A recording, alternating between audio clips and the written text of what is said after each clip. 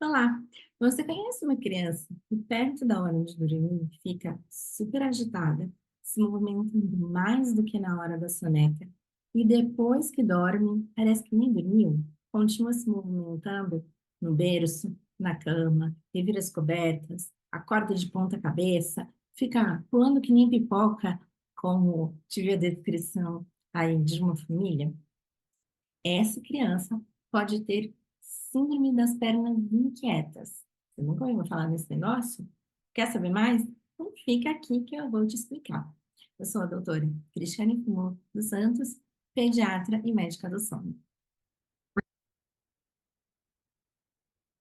Olá, você conhece uma criança que perto da hora de dormir fica super agitada, se movimentando mais do que na hora da soneca, e depois que dorme, parece que nem dormiu, continua se movimentando no berço, na cama, revira as cobertas, acorda de ponta cabeça, fica pulando que nem pipoca, como tive a descrição aí de uma família? Essa criança pode ter síndrome das pernas inquietas. Você nunca ouviu falar nesse negócio? Quer saber mais? Então fica aqui que eu vou te explicar. Eu sou a doutora Cristiane Fumo dos Santos, pediatra e médica do sono. Pois é, gente, o nome, ele é assim, engraçado. Síndrome das pernas inquietas. Mas é uma doença que pode trazer muitas consequências, tanto para quem tem, quanto para a família. O que é isso, afinal de contas?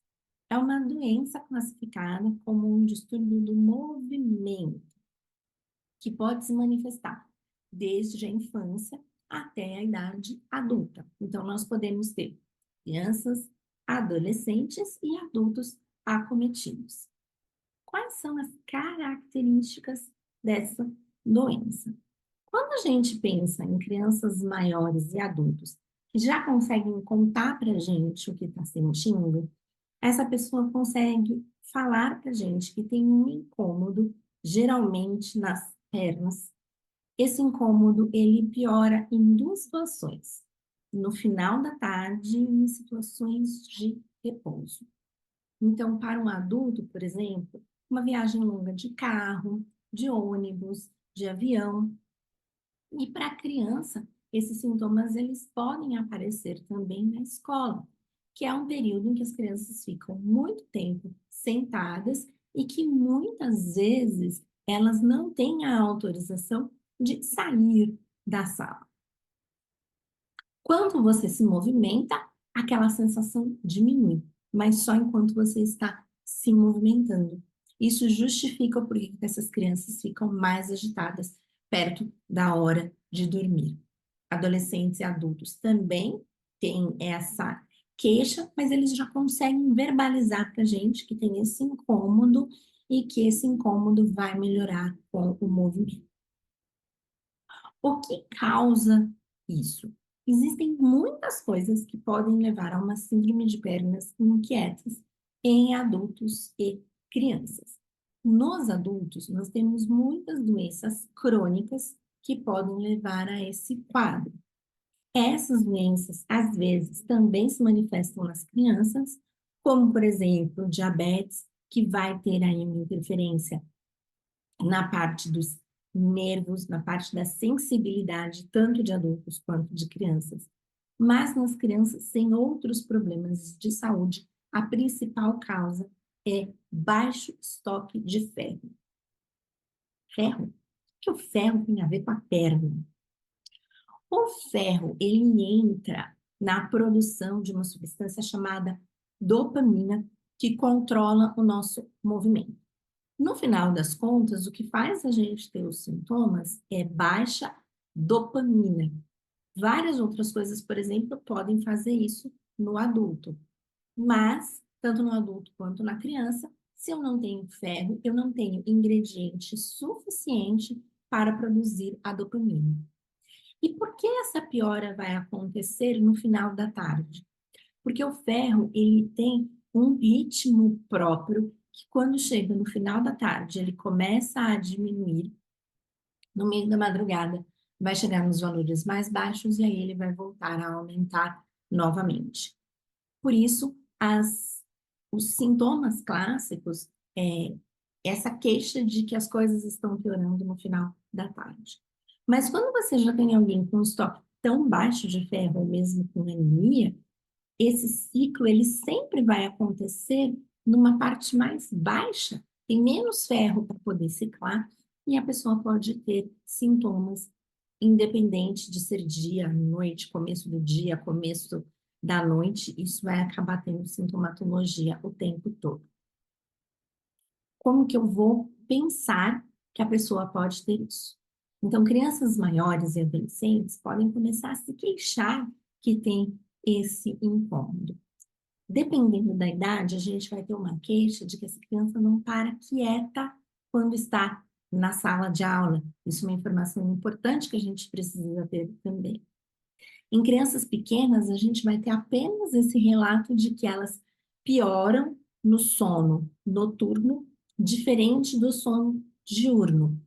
Por quê? Criança é diferente de adulto. Adulto, quando está com sono, fica lento. A criança, quando está com sono, fica agitada. Então, essa criança ela pode ficar agitada na soneca, mas é uma agitação diferente da soneca e da noite, sendo que a da noite acaba sendo pior. Além disso, é muito comum a gente ter a queixa de que essa criança ela não para quieta nem dormindo, ela se movimenta muito. Enquanto a síndrome das pernas inquietas é uma doença com manifestação acordado, ela é muito relacionada com o movimento periódico de membros que acaba acontecendo com a pessoa dormindo.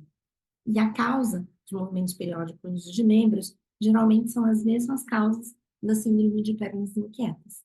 Então, você pode ter alguém que tenha só acordado, que tenha só dormindo, mas geralmente a gente tem as duas coisas ao mesmo tempo. Isso vai levantar para minha hipótese. Tem alguém na família que tem essas queixas ou que já tem o diagnóstico de síndrome de pernas inquietas? Eu tenho que ficar mais atenta ainda.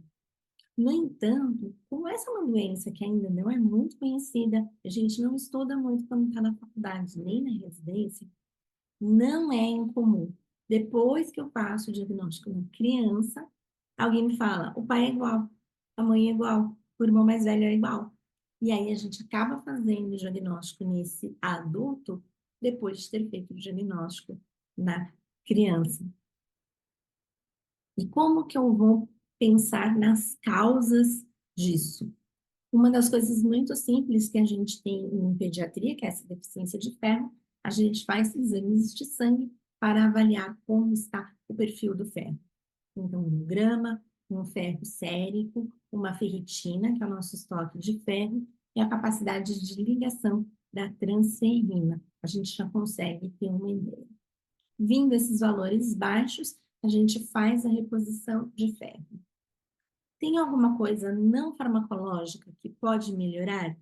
Sim, a gente pode indicar que essa criança, adolescente, adulto, faça atividades físicas durante o dia, diminui a sensação de incômodo.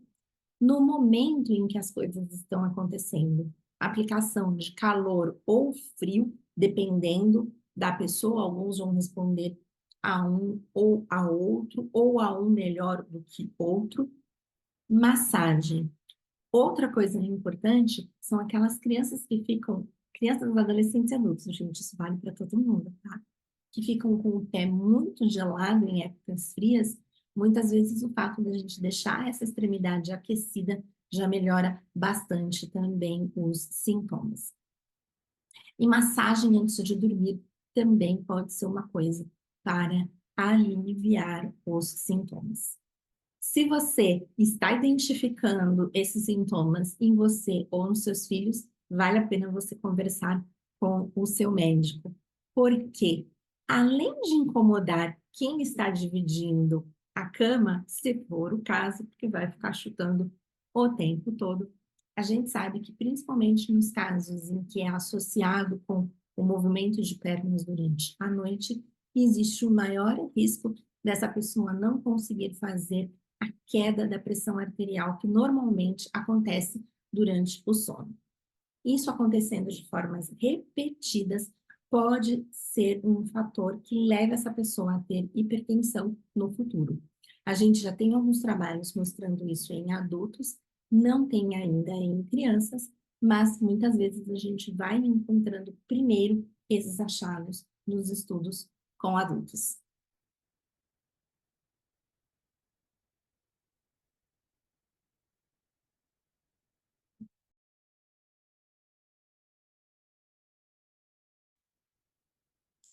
Pois é, gente, o nome, ele é, assim, engraçado.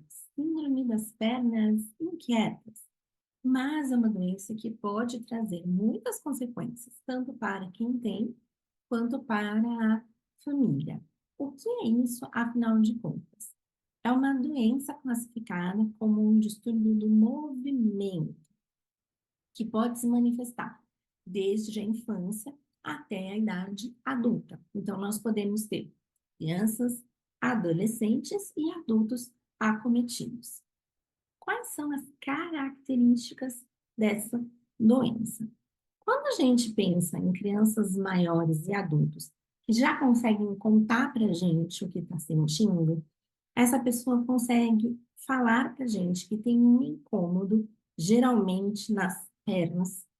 Esse incômodo, ele piora em duas situações. No final da tarde e em situações de repouso. Então, para um adulto, por exemplo, uma viagem longa de carro, de ônibus, de avião.